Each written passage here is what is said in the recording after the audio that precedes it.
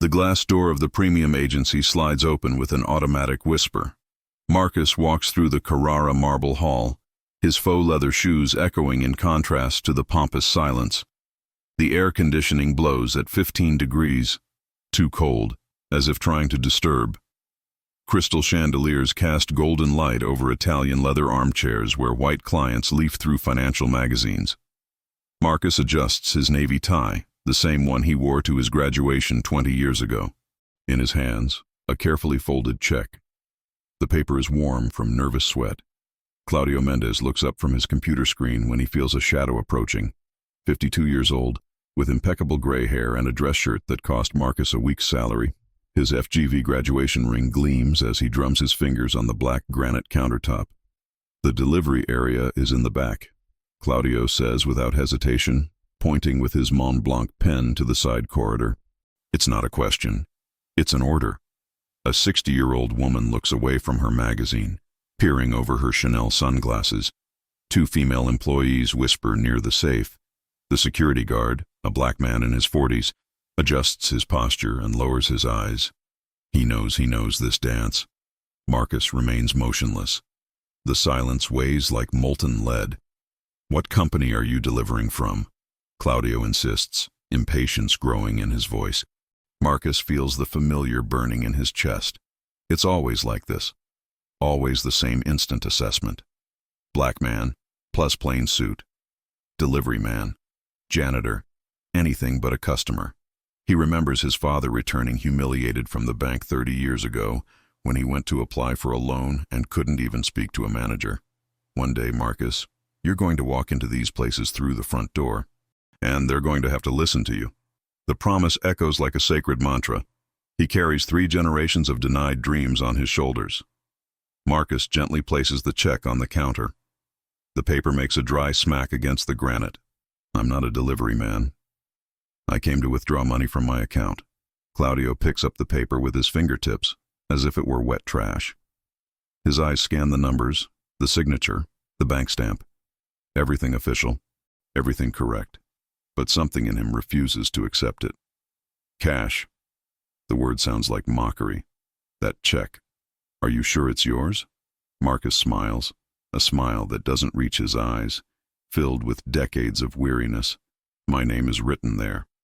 Marcus Silva Santos. Do you want to see my ID too?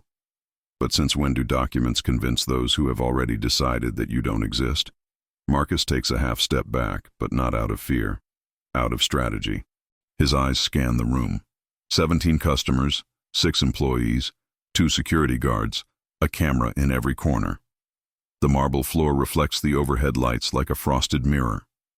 Claudio holds the check up to the light, turning the paper over like a detective examining false evidence. His hands tremble slightly. Nervousness or the adrenaline of authority. On his desk, a photo of his family smiling on a Caribbean beach.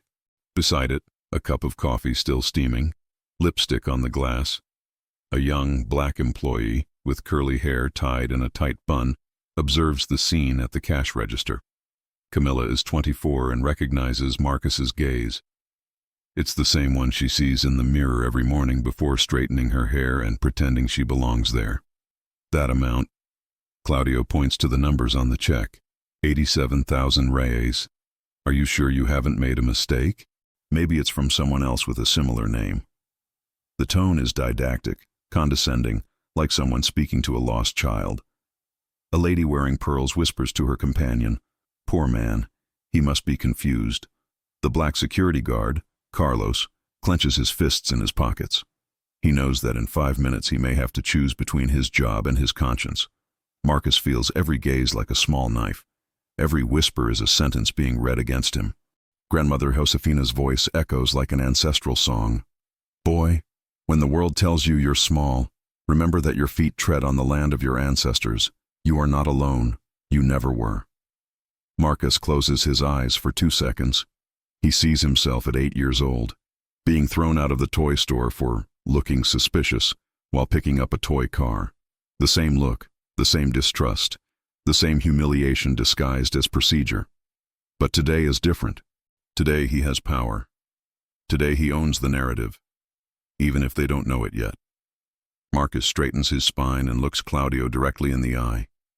His voice is calm, but each word carries decades of dignity.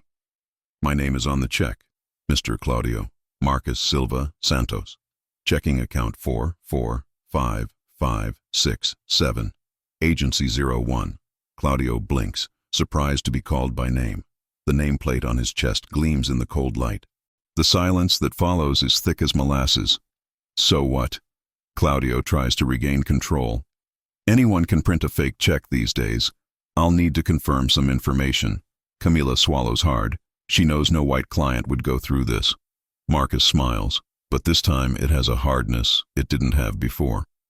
You can confirm. I have time. Black patience has always been a form of resistance that they never knew how to decipher. Mini-visual dinner. The murmur spreads through the agency like invisible waves.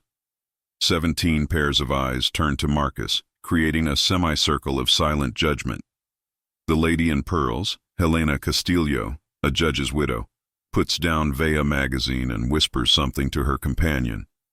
Two men in expensive suits stop typing on their cell phones.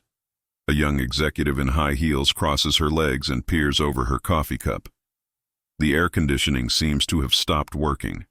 The heat grows. Claudio picks up the landline, dialing an internal extension. The sound of numbers being pressed echoes like hammer blows. Marcus remains motionless in the center of the makeshift stage, his hands clasped in front of him. His breathing is controlled, almost meditative. Carlos, the security guard, takes 2 steps toward the counter. His radio crackles softly on his belt. These guys always show up with dodgy checks. Helena says loudly enough to be heard, intending to be overheard. They must have gotten it from some unsuspecting boss. A second security guard, a white man named Roberto, positions himself near the entrance. The siege is forming. Camilla, from cash register 3, looks away from her computer screen, pretending to be busy. She knows this dance. She's participated in it many times, always at Marcus's side, always judged by the same silent tribunal. A fat businessman with a pinky ring discreetly points out, "Look at how nervous he is. He's sweating." But Marcus isn't sweating from nerves. He's sweating from suppressed anger. They hold court wherever you are. His father's voice echoes like a distant echo. Marcus was 15 when he witnessed the same scene, his father being cornered in a department store, accused of shoplifting for walking too slowly between the shelves. His father didn't react. He lowered his head. He apologized for existing. Marcus swore he would never do the same as his father. Look at every face in the room. Record every expression. Every prejudice disguised as civic concern. Every smile that says, "I knew it." They don't know they're building their own damnation. Stone by stone. Look by look. Claudio's phone squeaks. A female voice answers on the other end. "Marina, I need you to come down here. We have a situation." He speaks softly, but not softly enough. Helena leans towards her companion. "Have you ever thought about if it was your husband coming home with this story?" Marcus slowly turns his neck, his eyes meeting hers.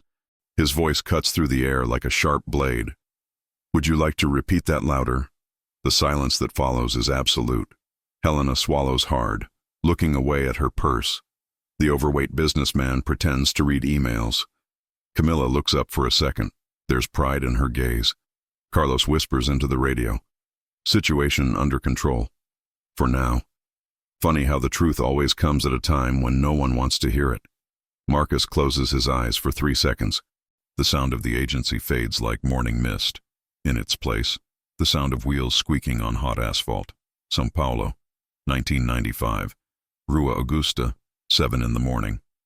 A 12-year-old boy pushes a recycling cart alongside his mother, Dona Conceição. Their small, calloused hands grip the rusty iron structure, the smell of garbage mixed with French bread from the still-closed bakeries. Marcus stops in front of the central bank, a building with mirrored glass reflecting the gray sky. Men in suits enter and exit through the revolving door. Gold watches, leather cases, shiny shoes, a parallel universe 2 meters away. A security guard leaves the bank and walks towards the mother and son. "You can't stay there. You're disturbing the customers." Dona Conceição lowers her head. pulling the cart.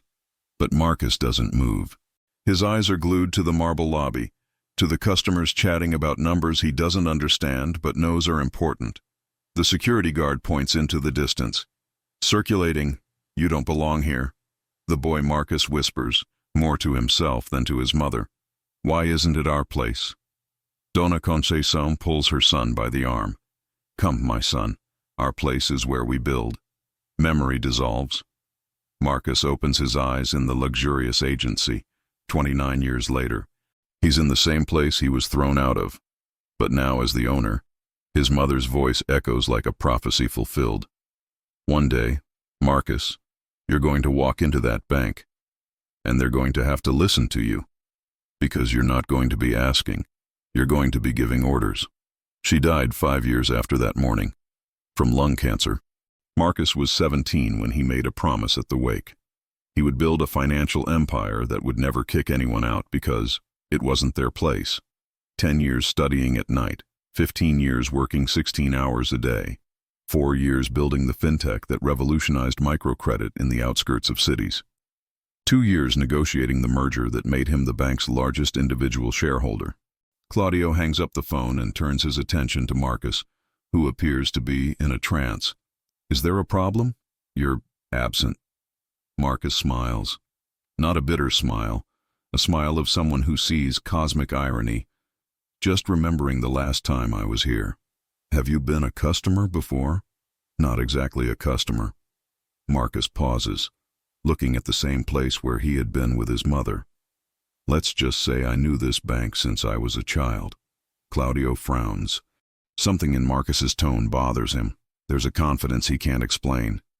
Marina is coming down. He tries to regain control of the situation. She will clear up this confusion. A mother's promises are contracts signed in blood and fulfilled with soul. Claudio opens his desk drawer with unnecessary force. The scraping sound of metal echoes through the agency like nails on a chalkboard. His hands tremble, not from fear, but from barely contained indignation. He pulls out a gold lighter, a retirement gift from his previous bank. The object gleams in the cold light of the chandeliers. Marcus watches every movement, as still as a bronze statue. The smell of burning paper begins to fill the air even before the flame touches the check. Helena Castillo leans forward in her chair, eyes wide with morbid anticipation. The overweight businessman stops pretending to type and watches openly.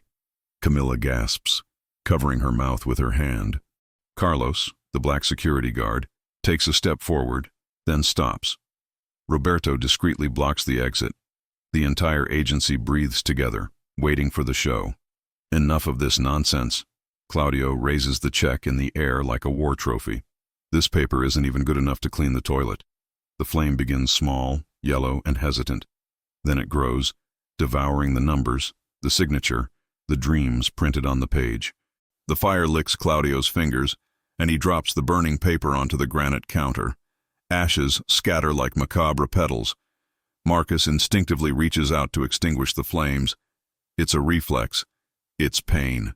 It's watching decades of struggle go up in smoke. The slap comes out of nowhere. Claudio's right hand connects with Marcus's face with enough force to spin his head. The sound echoes through the agency like a cannon shot. Absolute silence. Even the air conditioning seems to have stopped working. Marcus touches his hot cheek. The taste of blood in his mouth stirs old memories. All the times he couldn't fight back. All the humiliations swallowed in the name of education and a better future. His father being humiliated at the grocery store. His mother being called a sassy black woman for demanding late pay. His own childhood navigating between slaps disguised as discipline. But today is different. Today he is no longer a helpless boy. Today he has power. And power, Marcus learned, is not shouted. It is whispered. Grandmother Josefina's voice echoes like a sacred song.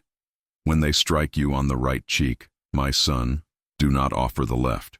Show who you are. Marcus licks his lip, wiping away the trickle of blood. His voice is low, controlled, dangerous. Interesting customer service technique. Claudio gasps, his hand still aching from the impact. Vagabond. Thug. Did you think you could fool me with fake paper? Helena whispers to her companion. Serves you right. You really had to teach him a lesson. Marcus smiles. A smile that chills the blood, filled with a calm that scares more than any scream. You will remember this moment for the rest of your life. Camilla swallows hard. Carlos whispers into the radio. Situation. Complicated. The fat businessman chuckles softly. At least now he's learned where his place is. There is violence that heals, and there is violence that transforms into justice. The agency's glass door opens with a different, pneumatic whisper, louder, more urgent. Marina's high heels echo on the marble like a fast metronome. 42 years old, impeccable navy blue blazer, Italian leather briefcase in her right hand, cell phone vibrating in her pocket. She stops at the entrance, eyes scanning the room like military radar. The smell of burning paper hits your nostrils immediately. Ashes still smolder on Claudio's counter.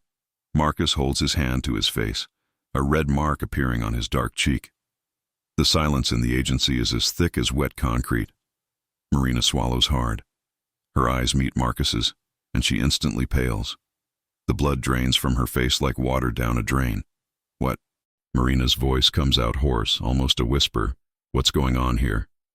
Claudio turns around, still panting from the adrenaline of the violence. His tie is askew, his hair is disheveled, his hands are shaking slightly. Marina, I'm glad you're here. I was dealing with a problem. This individual tried to pull a scam with a fake check. I had to take more aggressive action. Helena Castillo whispers to her companion. It's a good thing someone with a firm hand was here. The fat businessman nods approvingly. It has to be that way. Otherwise, they think they can do anything. Marina walks slowly toward the counter, her eyes fixed on Marcus. Each step echoes like a sentence being pronounced. Camilla watches from her station, noticing something different in the regional manager's posture. Marcus smiles internally, but keeps his expression serious. Marina Oliveira, his former intern at his first company, the same one he mentored, promoted, and recommended to this bank 3 years ago.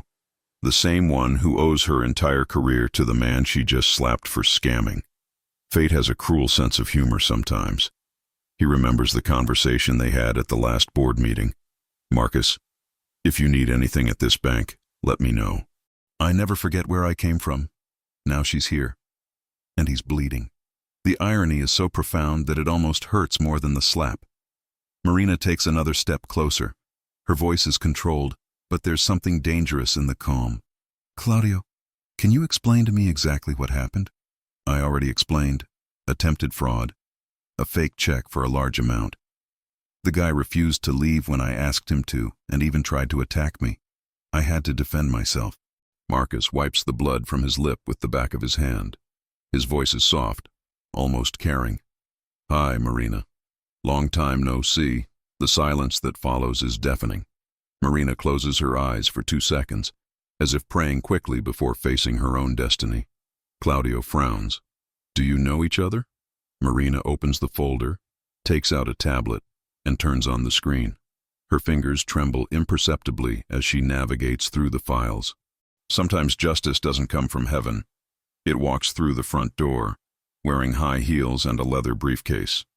Marina lifts her tablet with hands that tremble almost imperceptibly. The screen illuminates her pale face as she navigates through the files on the corporate intranet. The silence in the agency is so dense that the click of her fingers on the screen echoes like a heartbeat. Claudio leans in to see what she's doing, frowning with growing irritation. Helena Castillo cranes her neck in her chair, trying to peek. The overweight businessman stops pretending to read emails. Camilla slowly rises from the register, sensing something monumentally big is about to happen. Carlos, the black security guard, takes 2 steps toward the center of the branch, his eyes fixed on Marina's tablet. The light from the chandeliers reflects off the screen, creating a golden halo around Marina's face. She stops browsing. She's found what she was looking for. Marina turns the tablet toward Claudio. On the screen, an official photo. Marcus in a dark suit, smiling discreetly. Next to the text, Marcus Silva Santos, founder and CEO, Silva Santos Holdings, majority controlling shareholder after strategic merger. The blood drains from Claudio's face like water from an open faucet. His legs wobble slightly. The Mont Blanc pen slips from his fingers and hits the marble floor with a metallic click that echoes throughout the agency. This man, Marina speaks slowly, each word carrying legal weight, is the founder and main shareholder of this bank. The silence that follows is absolute. Even the air conditioning seems to have stopped working. Helena chokes on her coffee. The overweight businessman drops his cell phone in his lap. Roberto, the white security guard, instinctively backs away from the wall. Marcus feels the energy in the room shift like a turning tide. All the eyes that once judged him now turn away, ashamed. The same turbulence he felt at 12, being kicked out of the front of this very bench, now completely reverses. He doesn't feel triumph. He feels tired. Tired of having to prove he deserves to exist in every space he occupies. The mother's voice echoes like an ancestral blessing. Son, you don't need to shout to be heard. When your time comes, even silence will speak for you. This is the time. Marcus wipes the last trickle of blood from his lip and walks slowly towards Claudio, who instinctively steps back. Is this how you treat your owners? His voice is low, controlled, more dangerous than any shout. Claudio stutters, trying to form words that won't come. I didn't know, sir. I didn't know what? That I was human? Marcus pauses, letting the question echo. Or did you just not know I was rich? Helena whispers to her companion. My God, I said those things. Camilla whispers from the cashier. Mr. Marcus, I'm so sorry. Carlos approaches. Boss, can I help you with anything? Marcus looks around, seeing every face that changes expression in seconds. From contempt to reverence. From arrogance to fear. Funny how respect and fear wear the same mask when it suits them. If you were in this scene, what would your reaction be? Comment below. Marina browses the internet with fingers that no longer tremble. Her authority has returned. She finds the corporate website's main page and turns the tablet so the entire agency can see it. On the giant screen, Marcus's official photo takes up half the space. Graphite suit, discreet smile, next to the Silva Santos Holdings logo in gold letters. Marcus Silva Santos, visionary of peripheral microcredit, revolutionized the Brazilian banking system, CEO and majority controlling shareholder after historic $2.3 billion merger. The silence is so profound we can hear the electric hum of the chandeliers. Helena Castillo lets her coffee cup slip from her hands. The sound of porcelain shattering on marble echoes like gunshots. The overweight businessman swallows hard, his face flushed with embarrassment. His hands sweat as he tries to wipe his forehead with a handkerchief that won't stop shaking. Claudio clings to the edge of the counter, his legs as wobbly as jelly. The man he humiliated, beat, and burned the check for is the owner of the bank where he's worked for 15 years. The same bank where he dreamed of retiring. The same bank that can now fire him with a single word from the man he assaulted. My God. Helena whispers, her voice breaking. It was him all along. The young executive gets up from her chair, lowers her head and whispers, Mr. Santos, I didn't know. Roberto, the white security guard, retreats to the wall, trying to become invisible. Carlos walks toward Marcus, standing beside him as a human shield. Their loyalties shifted in seconds. The fat businessman who laughed at the humiliation now sweats coldly. Mr. Santos, it was a terrible misunderstanding. Marcus observes the collective metamorphosis as if watching a sociological experiment in real time. The same audience that laughed at his pain now bows in hypocritical reverence. He thinks of all the Marcuses who weren't lucky enough to become owners, of all those who continue to be slapped at bank counters, in stores, at police stations, without having an empire to show for it. The father's voice echoes like an ancestral lament. Son, it's not about you making it. It's about how many others will make it after you. This victory isn't yours. It belongs to all who came before and were silenced. It's a promise to all who come after. Marcus walks slowly through the agency. Each step echoes like a verdict being handed down. He stops in front of Helena, who tries to hide behind the magazine. Would you like to repeat what you said about those guys and dubious checks? Helena stammers. I didn't mean... It was a misunderstanding. Marcus turns to the fat businessman. And you? Do you still think I've learned my place? The man breaks out in a cold sweat. Mr. Santos, I deeply apologize. Marcus turns his gaze to Claudio, who is pale as a sheet. And you, Claudio, do you still think my check is fake? The truth has the power to rewrite an entire scene in seconds. How many times do we judge without knowing the full story? Reflection is necessary.